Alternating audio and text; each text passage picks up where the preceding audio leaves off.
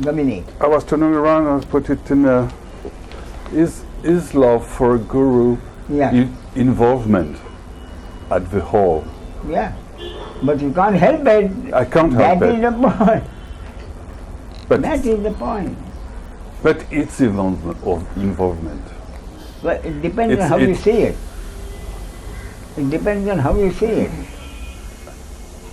But involvement, which you like. Involvement is? Involvement which you like. Not involvement which you think should not have happened. That is the point. It's pleasure. There it is. So if it is really a pleasure, would you really call it an involvement? If something brings you pleasure, would you use the word involvement? Involvement and pleasure are opposite. It's pleasure. So it's pleasure which is forced on you, that's what you mean. In fact, it's like it's between what I call consciousness ought to be. Yes, let me put it this way, involvement. Would you rather that it had not happened? It happened. Would you rather that the involvement had not happened? Or you are very happy with that the involvement has happened? I'm happy with this involvement. Therefore it can't be involvement. And at the same time it's like a barrier or a wall to... What you mean is, involvement. You did not do it. It happened. It happened. That is it happens all the time. With you it happens all the time. Yes. It's not something which... And that is why it is not a pleasure. It is happiness. Because that is the basis of the... Whatever, whether you are in pleasure or pain in the moment, the understanding has brought a happiness through contentment, happiness through peace of mind, which is the basis irrespective of what life brings. Life brings pleasure or pain. Life brings pleasure or pain. But whether at the moment it's pleasure or pain, you are never uncomfortable with yourself. Something beyond your control, someone beyond your control may bring you pleasure or pain. You have nothing, you can't do anything about it. But you are never uncomfortable with yourself. You never hate yourself. And you never hate anybody else. Because when do you hate someone? When that someone does something to hurt you. But when you have truly accepted that if I am hurt, it's my destiny to be hurt. Through which body, mind, organism, or through how it happened, has not been in his control. He didn't do it. That had the same event could have happened to someone else. My hurt would still be the same. Therefore, the point is, I am hurt because I am destined to be hurt. No one can hurt me. Even if he wants to hurt me, he cannot hurt me if it is not my destiny to be hurt. See what I mean? It's a happening over which no ego had any control. So I can't love anybody, I can't hate anybody. But for social grace, I say thank you very much if he gives me something or does something for me. But I know that it is not he who has done it. It is a happening which has happened because it is my destiny, God's will, cosmic law. But for social grace, I say thank you very much. And I say he's given me a great thing, he's done a great service to me. I can't hate anybody, I can't love anybody. Because love and hate are interconnected opposites. No object can hate or love another object. That is the... Therefore it is astonishingly deep. The Hindu religion, the song is, thou art the doer, you bring about a happening, and thou art the experiencer. You bring about a happening through one body-mind organism, and you suffer the pain or enjoy the pleasure through another body-mind organism. But you are the one who is experiencing.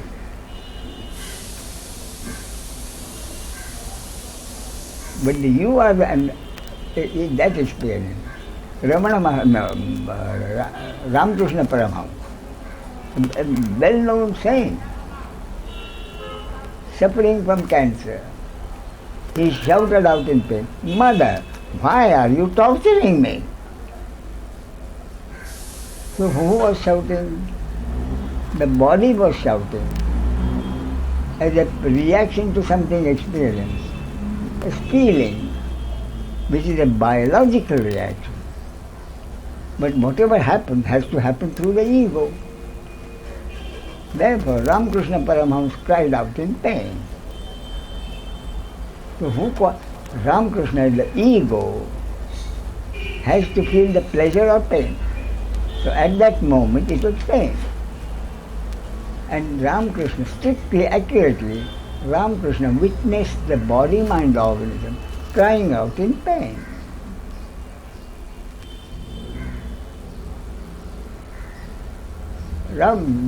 Jesus Christ on the cross, "Father, why hast thou forsaken me?" The body crying out in pain through the individual entity called the ego.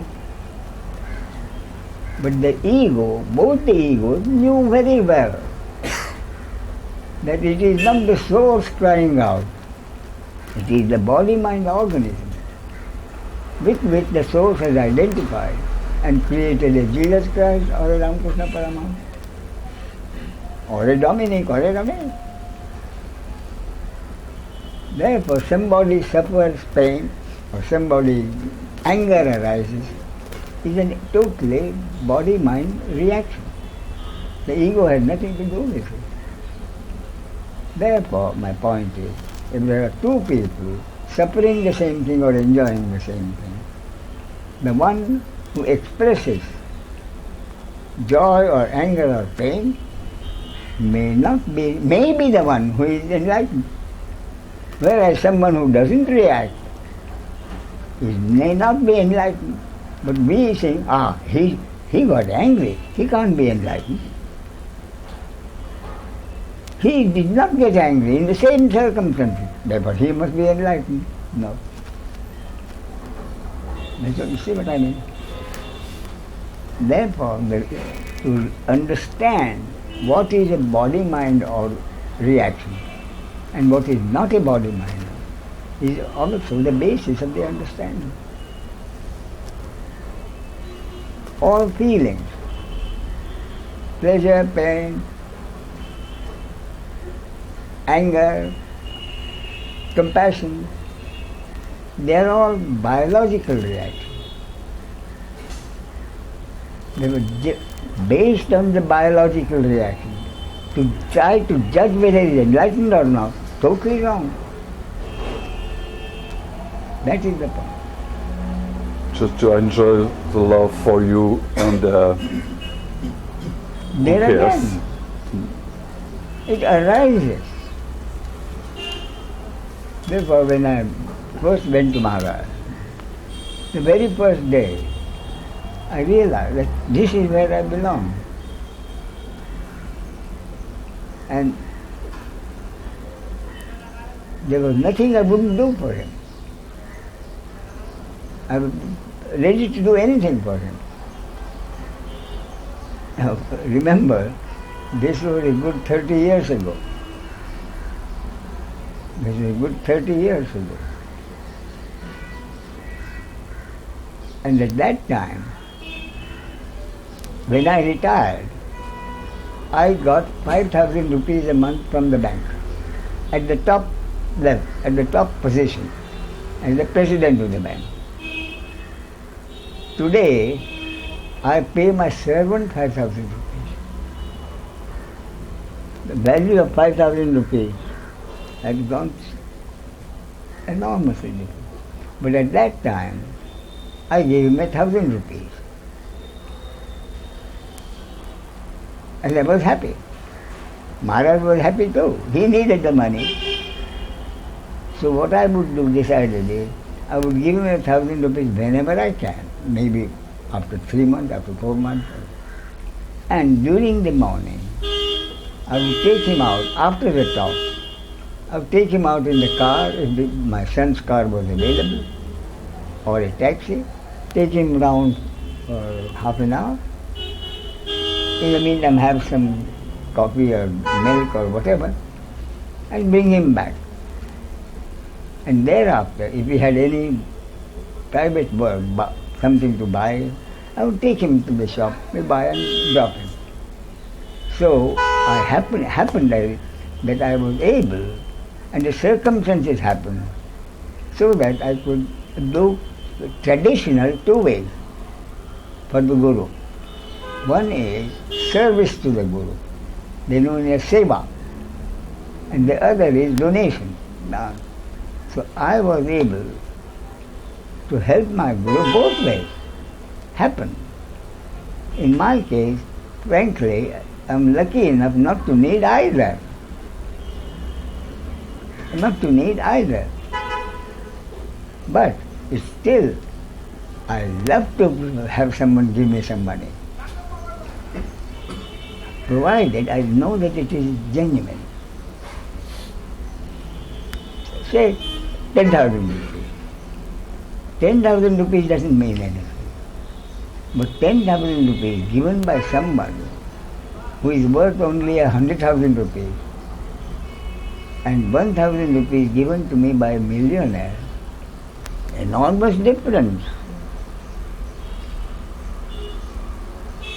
1,000 rupees from someone who has only 100,000 is from the heart. Donation. The other is, I'm going to him, people expect me to give something. I must pay for what I've received. That is intellect. So the amount is where it comes. I'll tell you one, very interesting.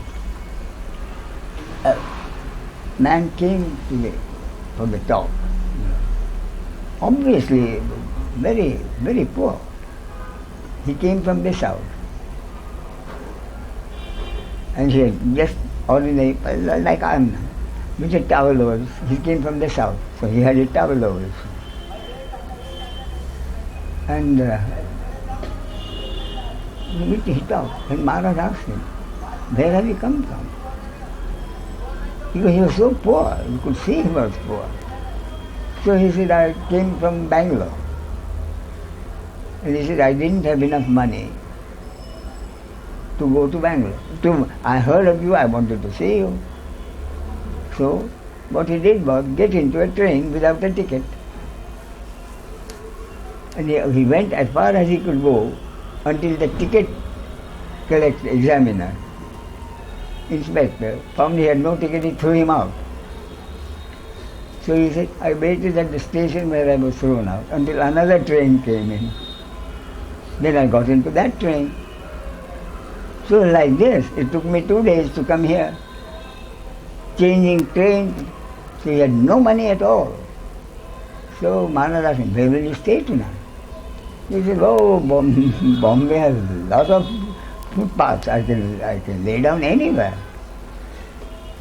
So what Maharaj did was, among those who were present, he said, can anyone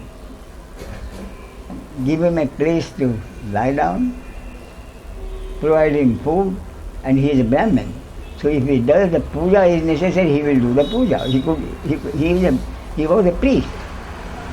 He would do the puja. So Maharaj arranged for him boarding and lodging. And then, I think after a while he had to go back.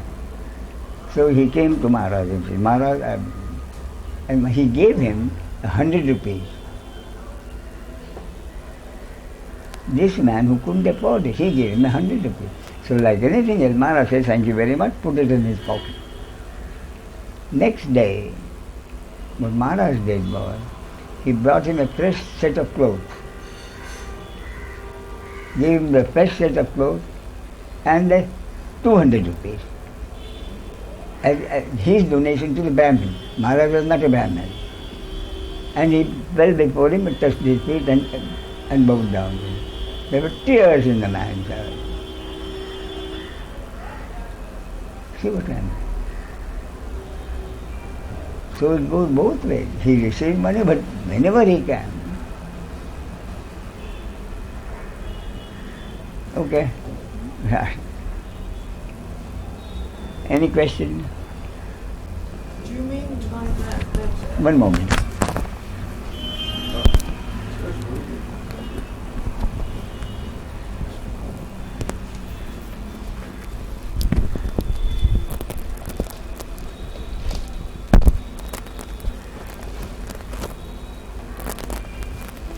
Do you mean by that it's a happening, then you don't really have to think before and you don't have to think after? Yes, but it just comes. The point is, it happened. Yeah. Why? Because whatever the situation is, has touched your heart, not your mind. Yeah. So it happened and you don't. It happened, and you don't think you did a very good thing. Mm-hmm. Yeah, exactly. Mm-hmm. You see what I mean? Mm-hmm. It happened. You don't think about it. It just goes on. That is correct. You don't think about it. Quite right. You don't think about it as your action. I shouldn't have done it, or I did it. I did it. I did it, pride. I shouldn't have done it, guilt. Neither pride nor guilt, not my action. So you just go with it. It just happened, you go with it. Yeah. It just happened. So neither pride nor guilt. Because both refer to your doing. And I want to ask you something about love and hatred. Yes. That comes with the doership. That comes with the doers. Quite right. Love and hate, pride and guilt go with the doers. I did something great, pride. I did something wrong, guilt. And the other things like compassion, jealousy, and envy, and fear, and all that comes goes with the plus reaction or minus reaction. Yeah. Either way, it is a biological reaction. I'm really not concerned with it. Why? Why? Because fundamentally I'm only a three-dimensional object. You, he, everyone is basically a three-dimensional object. Therefore, a three-dimensional object is a human being through which the source of God functions and brings about whatever is supposed to happen.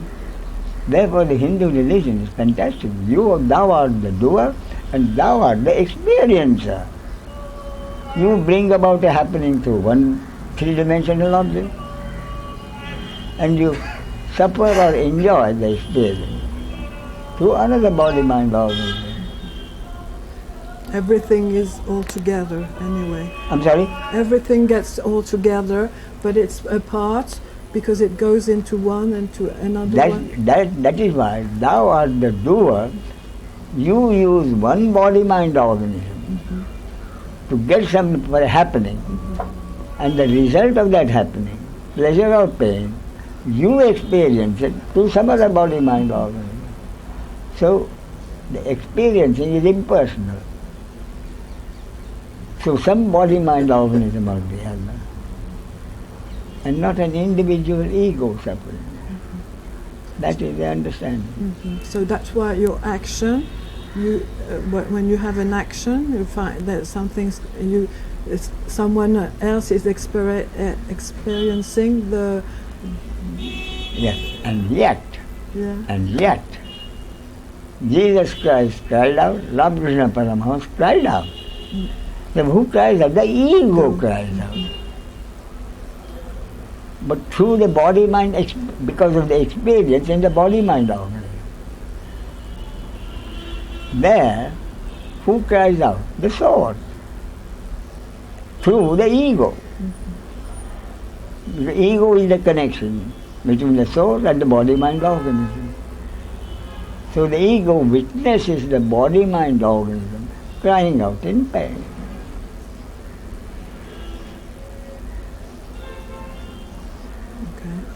Okay. Yes, please. One moment, huh?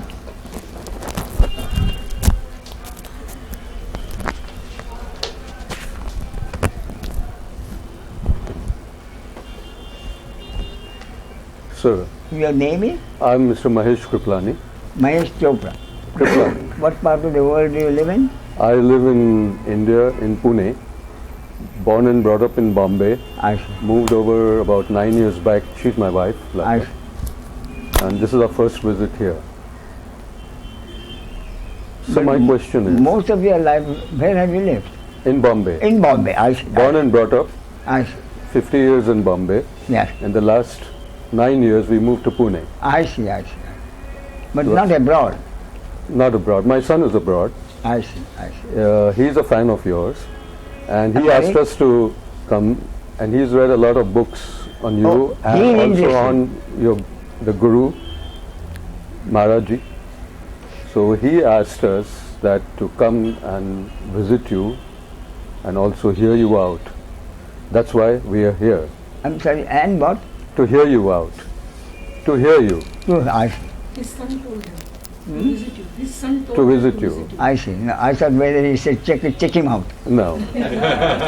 So my question is in two parts. Yes, please.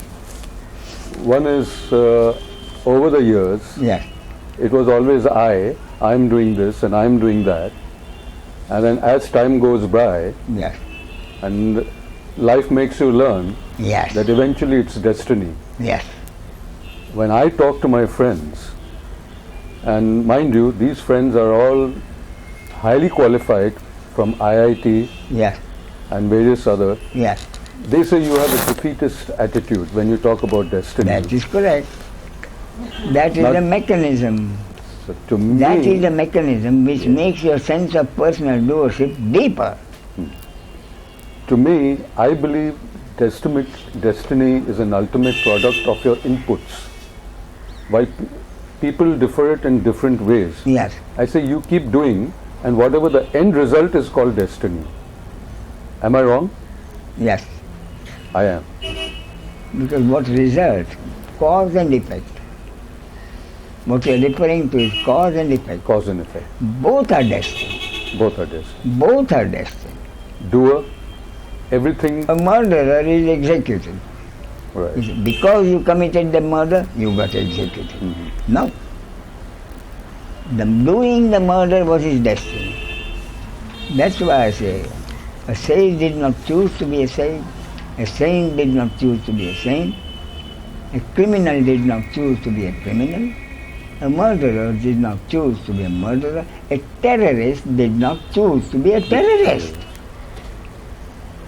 In the happenings, that was one of the happenings. And that happening, according to God's will cosmic law, had to happen through some body-mind organism. So what happened is called the destiny of that body-mind organism. But fundamentally it's still God's will cosmic law. My second question is Yes. that we talk about attachments and detachments. I'm sorry? We talk about attachments and detachments. Yes, yes. Now when it comes to our children or our wives, people said get detached. It's not a good thing to be attached. But when we get attached to our gurus, Yes. who give us so much, yet no one has come to me till today and said, what are you getting attached to your guru for? Oh, but there are people. Why do you love him so much? Yes, people do ask people that. They do? Oh, yeah. Okay, I haven't. Anyway, I haven't experienced that, neither has anybody, or But maybe wait they a have the minute. fear to talk. Yes, but wait a minute. This happened. The fact remains. There is a true guru, a genuine guru. So in life, there has to be the interconnected opposite. A fake guru, true guru, fake guru. So it is your destiny whether you go to a fake guru or you go to a genuine guru. Even that is your destiny. Yes, but for me, even if he's a fake guru, Yeah. he's a guru. By other people's perception, he may not be an honest guru. To me, even a fake guru would be a guru. Yes, sure. Right. That is how people are misled. But the point is, someone goes to a false guru, gives him 100,000 rupees, gives him $1 million. I know someone who did give a false guru, or I mean a guru anyway, I don't know whether it's false. $1 million. He said, I gave him $1 million short of 50,000. In other words, he said he gave him $950,000. And that person's ashram was supposed to be worth $500 million. And he is the one the American government put in jail. Yes, I know. Also, American government put him in jail. And also never stopped saying, American government poisoned me. All that is still happening, which is bound to happen. Whereas Ramana Maharshi. So the real question was Yes. that till today no one talks about why do you need to love your guru so much? Just the way when we talk, why get detached from the person whom you love? Love is not important, so important that you have to get attached. So the correlation... Wait a minute, correlation is simple. Yes. You ask him, I got attached, why don't you get attached? Okay. Someone tells him, why do you get attached to a false guru? You say, why do you not? In other words, it was his destiny not to get involved with the false guru. It was your destiny to get involved. And yet, mind you, you can never know. Through a false guru, whatever you lose at that time, it may lead you to a true guru. Nobody knows. Nobody knows. Going to a false guru may be the cause for your going to the right guru. If that is the process which has to happen in your life, that is the process according to your destiny. Can I extend my question? Please, please. Over the last 59 years, Yes. I have come across some very, very good people, very pious people. Yes. And I've seen them suffering the most. Yes. I know it's a very normal question, Yes. but I would like your perception on Sure. why. I mean, it goes beyond comprehension that the That's best the of point. people. That is the point. It goes beyond comprehension. It goes beyond comprehension. Why? Because whatever happens, happens according to the destiny of the individual concerned, God's will, cosmic law. Everything happens according to the cosmic law. The basis of which the human brain is incapable of knowing. So the brain, human brain, cannot expect an answer for every why. That is the ultimate. And whatever question you have cannot compare with the facts of a murder happened. A murder happened. What has the experience? Sometimes the murderer is caught, he confesses, he is sentenced to death and he is executed. The human brain says that is how life should be. But life isn't like that. Life says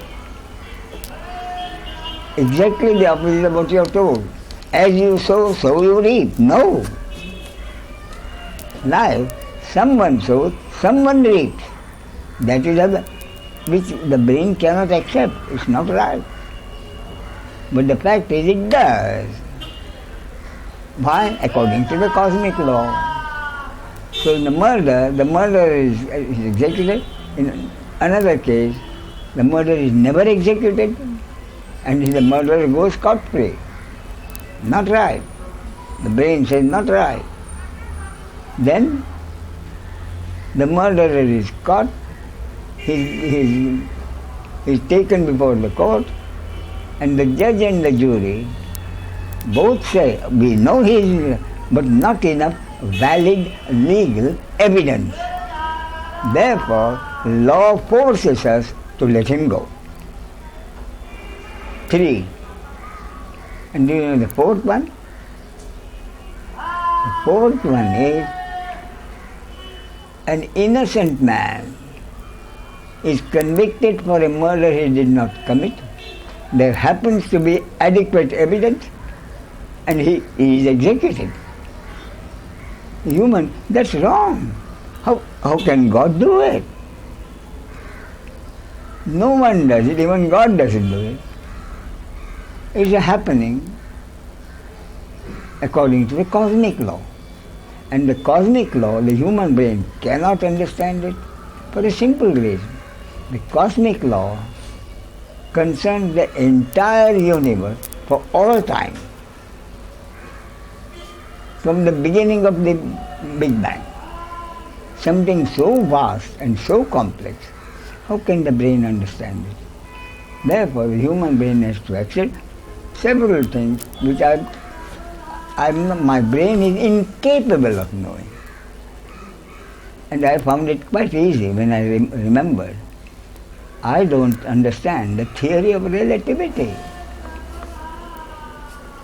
If my brain is incapable of understanding a theory of relativity, how can my brain ever understand the cosmic law?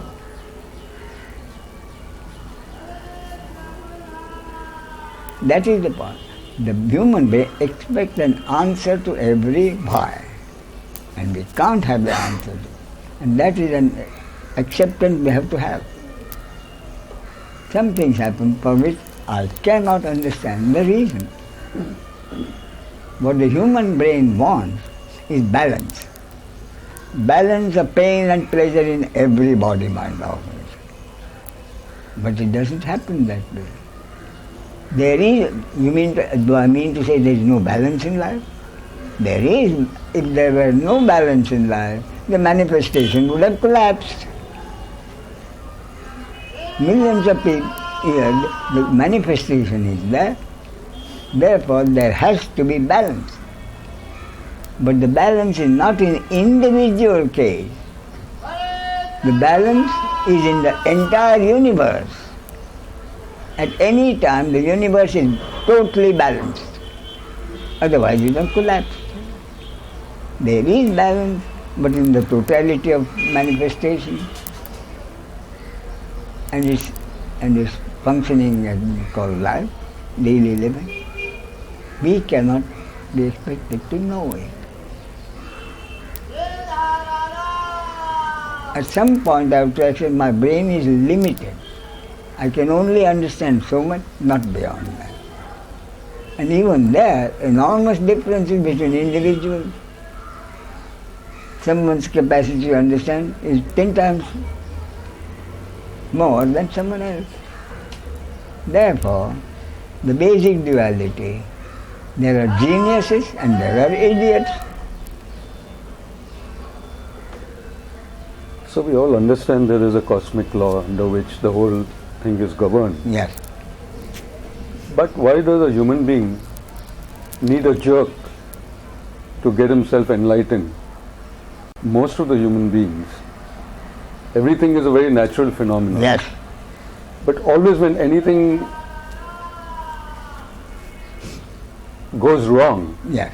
that's when the human mind starts working. Yes. Why did it happen to me? No, yes, no, And not then that. he starts getting deep into life. No, I'm sorry, your name you said it? Mahesh. Mahesh. No. That is not why did it happen to me, no. Why did God do this to me? Yes, whatever, yes. See what I mean? Yes. Why did God do this to me? It happened. Then you know my answer at that question? Sure answer. Why did God do this to me? The answer then is, think of the millions of people who at this moment are much more suffering, much more than you do. Millions of people suffering more than any one of whom would be happy to exchange places with me. Then I don't think I'm suffering so much. Then I say, thank God for my suffering, which is nothing compared to that of millions of others. That is the whole point. We compare with someone else, a separate entity. I'll tell you what happened once. Most of my career was in Bombay. But 3.5 years I was in charge of the branches in Gujarat, Ahmedabad. So, as a public relations thing, once a year I would visit all the important mill owners in Ahmedabad textile center. So, either the average in Gujarat, Ahmedabad man, was either a mill owner or served in the mill. So, this mill owner, I said, this weekend I'll go and visit on a Diwali day or something. So I went to a particular mill owner and I had done my homework and really found out. And I had decided that he had become a millionaire, crorepati, 10 million actually in rupees. So I went and courtesy visit, I talked with him. And at some point, I told him, I must congratulate you, because by now you must be a crorepati. He startled. How did I know? Now, I'm glad you are a million crorepati. He startled, but he was very happy. Yes, I am. I hope you won't mention it to others. But I am a crorepati and I'm very, very happy. Then promptly, believe it or not, almost the very next moment, yes, but my neighbor is worth 5 crores.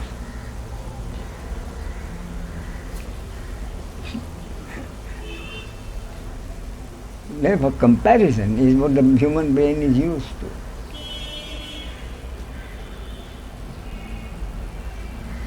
Thank you. Do Okay? you mean comparison is needed to feel sort of happier in the doership thing? Do you mean comparison, comparing things, comparing a situation to another situation is needed when you're in the doership thing? Or is it comparison means something happening in life. Yeah. And in my personal experiencing, pursuing happiness for me. All my life I pursued enlightenment. And I ended in frustration. So when I retired, I decided from now on, very few, God knows how many years left for me, I will seek and pursue happiness for myself. Totally selfish. I'll pursue happiness for myself. Before I could take the first step, I had to decide, what do I understand by happiness? By God's grace, I've been a reasonably comfortable person in life. I've enjoyed many pleasures. I've not enjoyed all the pleasures, but I've enjoyed enough pleasures to know what pleasure is. I know what pleasure is, I know what pain is. I know what pleasure is. Therefore, what is this happiness I'm pursuing? See? Most important. So the first most important step I came across is the happiness I'm seeking has nothing to do with the pleasure in life. The happiness I'm seeking is totally different from the pleasures in life. Therefore, the happiness I'm seeking is not concerned with pleasure in life, therefore is not concerned with what happens in life. Most important conclusion in all.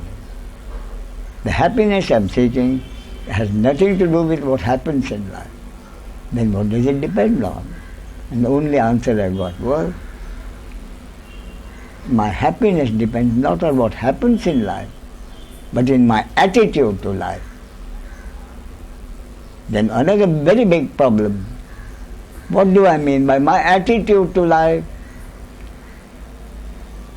Too big, vast, too big.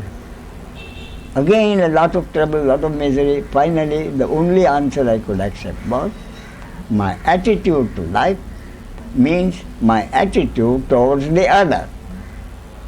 The basis of daily living is me and the other. The other may be a close relative or a neighbor or someone connected with my business or occupation, or a total stranger. So, my next question was simple. What has been my attitude towards the other, whoever the other is, which has not brought me the happiness that I am seeking?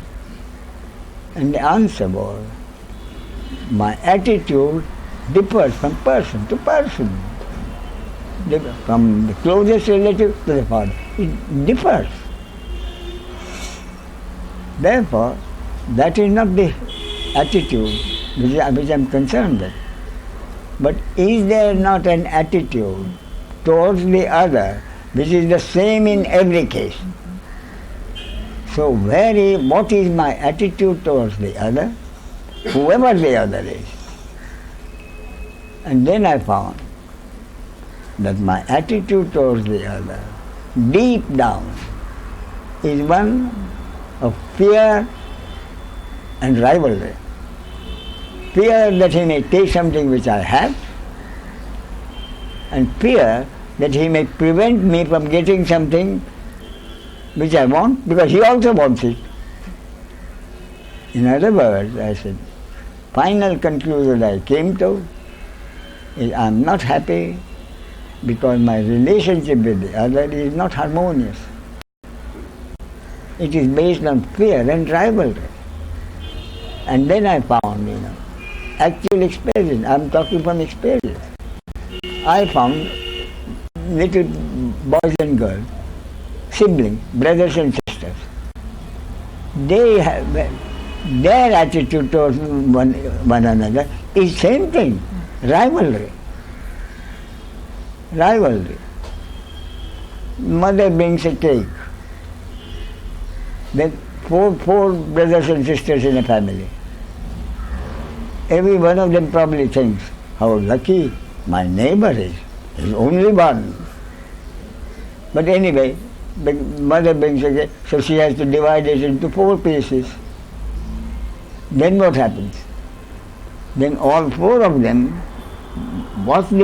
which is the biggest piece? Isn't that right? Yeah, exactly. Or which is the biggest piece?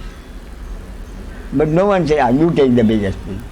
I want the biggest piece for myself. So my experience was, even from the very beginning, rivalry was there. So I said, rivalry is almost the very essence of daily living. And therefore, my search for happiness is futile. God does not want me to be happy. So I better give up happiness, search for happiness, accept whatever happens. Life means pleasure or pain. Then, because it was my destiny, I had a communication from outside, from God, from Source. You are wrong. It is not my intention for the human being to suffer. In fact, according to my plan, original plan, every human being is supposed to be happy. Happiness is the birthright of every human being. But the human being is unhappy because the happiness which I have for the is based only on one factor. And that factor, the human being has not been able to accept. That's it. So then, a little while later, I came, and he said further, and that happens to be the basis of every religion.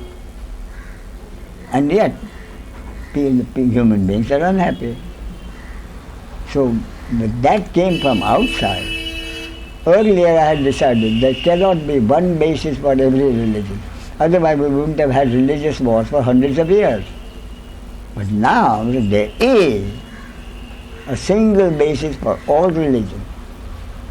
So my next step was, what is the basis of every religion? And then I came across 4 lovely words from the Bible. Thy will be done. I had earlier come across it God knows how many times, but it had never entered the heart. Mentally, thy will be done. So I said, I'm supposed religion expects me to accept that. See, that never entered my heart. But that time, thy will, I said, that's the answer. Thy will be done. What does it mean? It means nothing can happen because it's my will or your will or somebody else's will. For anything to happen, it has to be God's will. That means unless it is God's will, nothing can happen. And that is the basis of every religion. Everything is happening according to God's will. Islam says the same thing. And the Hindu religion, as I told you earlier, goes a little deeper. Thou art the doer. Thou art the experiencer. The human being, a three-dimensional object, is incapable of doing anything or experiencing anything. So the final conclusion I came to is, my happiness depends upon my total acceptance that nothing can happen unless it is God's will. Which means, whatever happens is God's doing. Which means, I as an individual entity is incapable of doing anything. And then I suddenly realized, that is enlightenment. That is enlightenment. Total acceptance. That everything is happening according to God's will or cosmic law and the destiny of each individual. The human being is incapable of doing any deed. Total acceptance of that is enlightenment. That is the conclusion I came from experience of pursuing happiness. And that's why the book has come out. Pursue happiness and get enlightened. Which will make the old-timers very angry. Make them very angry. And yet people go to hear him. Then they say, ah yes, but very few people go to him. So the total acceptance is also with his will, right? That is correct. That is correct. Therefore, a seeker is a seeker. So even our thinking process is also with his will? Your thinking process depends on your genes and your conditioning. Whatever I think, whatever I decide, whatever I do, what is it based on? 2 factors, my genes and my conditioning. I had no choice about being born to particular parents. Therefore, I had no choice about the genes in this human object. And originally, research was made into the genes to locate genes for particular diseases so that they can do something about it. So, but the research has gone into, once it started, the research has gone into, you know, the latest thing I read in the morning papers, not in a specialized, amazing thing. Your genes are responsible for almost every action that you do. If you are faithful to your partner, you don't have to be. It is your genes which makes you faithful to your partner. By the same token, the other thing also holds good for your partner, the other thing. In other words, Whether I am faithful to my wife or not, even that is beyond my genes. I have no control.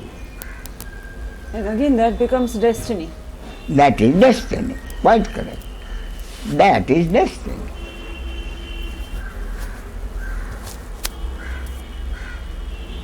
So my 90%, 95% is genes. Then there's conditioning. Just as I have no control over being born to particular parents, therefore no control over my genes, I have no control over the social standing of my family, my parents. And apart from genes, my action is based only on watching what happens in at home.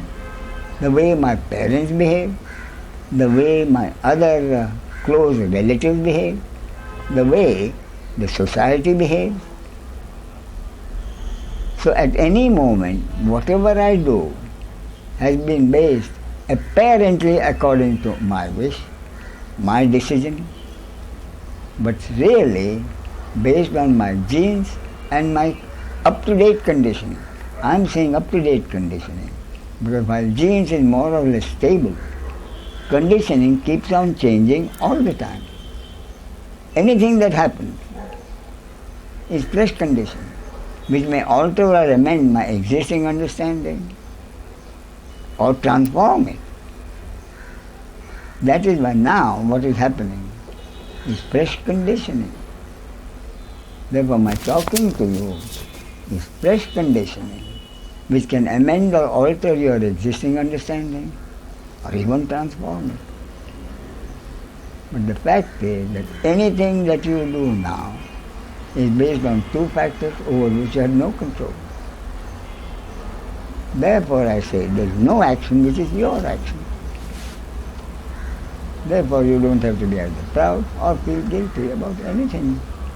Anything that has happened, which has happened because it is supposed to happen. On what basis? On the basis of God's will, cosmic law. Okay. Thank you. Just one small question. Yes.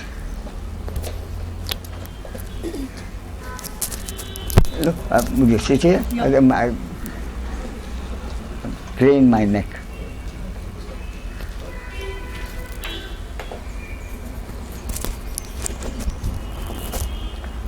Actually, it is just, I wanted to hear from you the completion of that story which you have told many times, but I wanted to know a little bit further about it. Please. You have told about Ramakrishna Paramhans and Totapuri.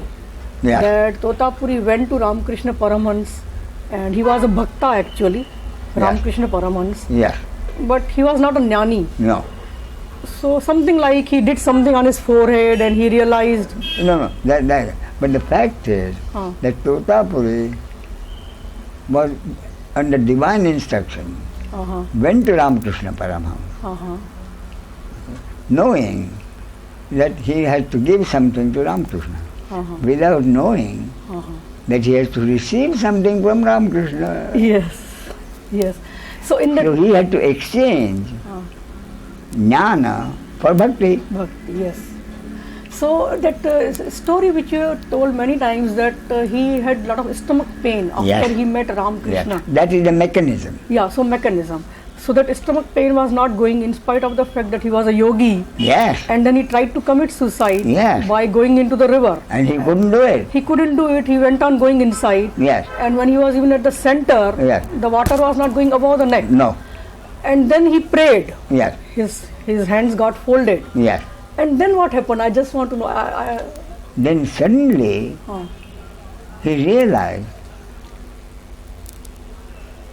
that apart from this knowledge, something is deeper.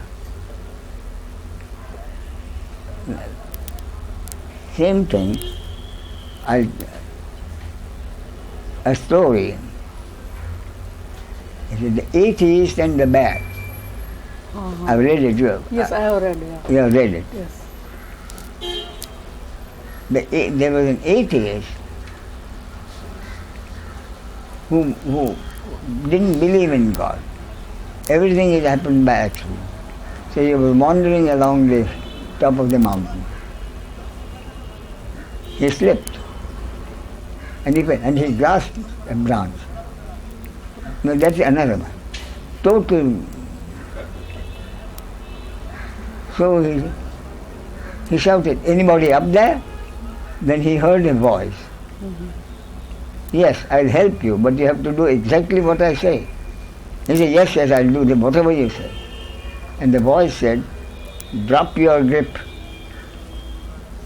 Drop your grip." So he said, "Anybody else up there?" But the atheist and the bear, he was wandering along. And then he heard a sound growling behind.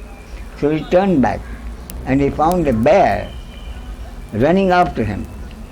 So he ran faster. But the bear was too... And very soon he fell. He fell. And next moment when he looked back, the bear was on top of him, one hand on his chest and another one raised to hit him.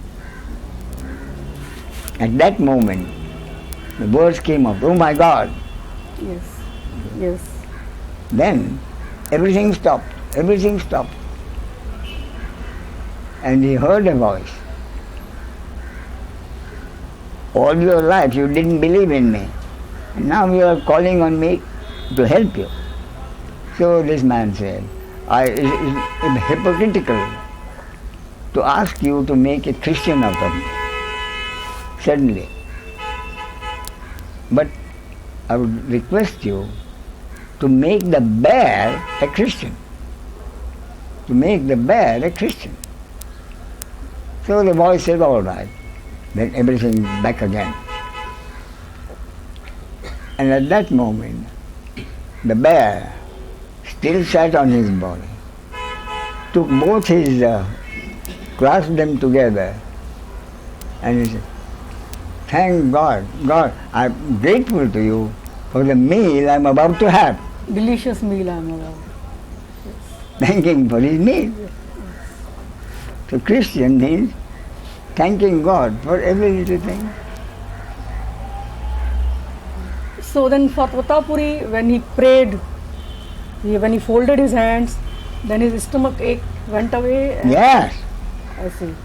yes. And he came out of the river. Then he thought of he thought of the mother temple, Yes. Ramakrishna's temple. Uh-huh. So Ramakrishna exchanged his bhakti for the jnana of Totapuri. But both are necessary in life. Both jnana and bhakti are necessary. Okay. So he lived after that. I mean, he didn't die, but he lived after that. Oh, of course. His stomach ache went But away. with the total acceptance That that jnana is not all of it. Jnana without bhakti is useless. useless. So, If there's no question, would you like to talk about Tiru, the people that we saw that said, non mais je sais pas comment elle s'appelle, ta copine. Shiva Shankti? No. Ta copine qui a massé la mèche. Candida. Oh, I just met for the whole time, and her name is Candida. She's Spanish. She was with me with Bhagwan Rajneesh in the whole I'm time. sorry, I didn't get that. Candida. Candida. She said to us to thank you. Who said? Yeah. Candida. Someone who. She was after Rajneesh. She was with Babaji, and she came to you, and she had Reiki. She gave you Reiki many times. Who? Candida, a big tall, blonde Spanish girl, just very nice girl. She gave you Reiki. Spanish? Is she And Spanish? Yeah.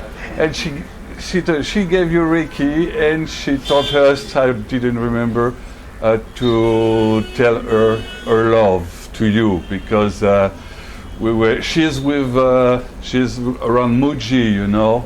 I don't know if it's a false or true guru, but she's with Muji, but we were just meeting together, and I was saying, I was listening to you talk, and you say, "Oh, give my love Oh, I see, I see. to because for me, he's still with me, and